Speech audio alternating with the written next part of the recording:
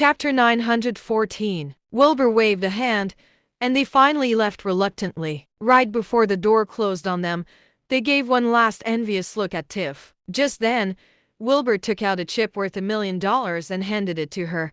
"You've worked hard the past 2 days. Thank you." Tiff took the chip from him with shaking hands.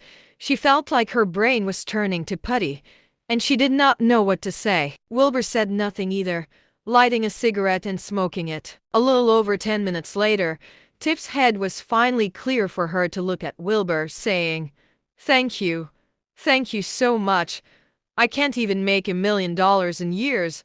Thank you so much." Wilbur smiled and nodded, saying nothing. A long silence later, Tiff said in a barely audible voice, "Would you like me to run you a bath, sir?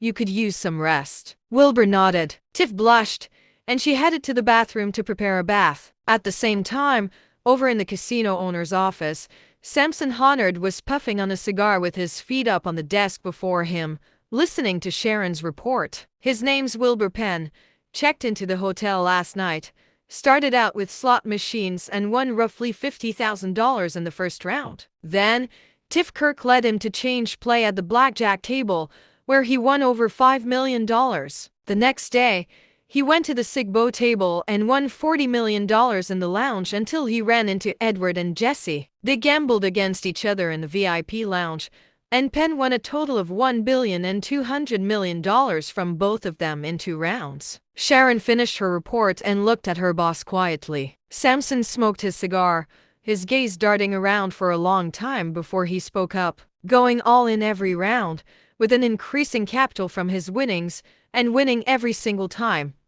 Do you think it's luck? The thing is, we haven't found any signs of him cheating thus far. Samson rapped on the desk lightly with his knuckles. He might have, but she just didn't notice. Some experts can go undetected by the cameras, you know. Are you saying he might be a cultivator? Sharon said in shock. Samson said, "It's not just a possibility. He's definitely a cultivator." "Well, he's just looking for trouble then.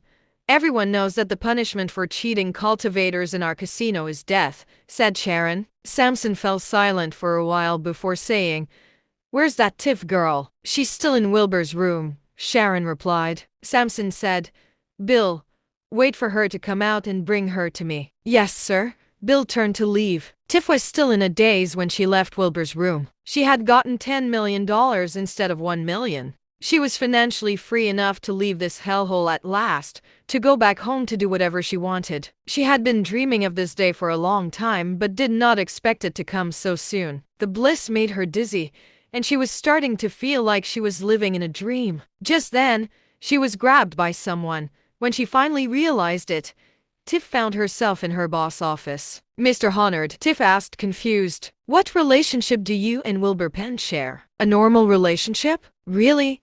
How can you explain the chips in your hand then?" "He gave them to me." "So, you're going to continue lying, Bill?" Samson called out coldly. Bill came forward, stomping down harshly. Tiff screamed in agony as her left knee was broken at once. The bone was exposed from the impact, with blood gushing out from the wound. An overwhelming pain shot through Tiff's body, and she nearly passed out. Tiff collapsed to the ground, crying out in agony.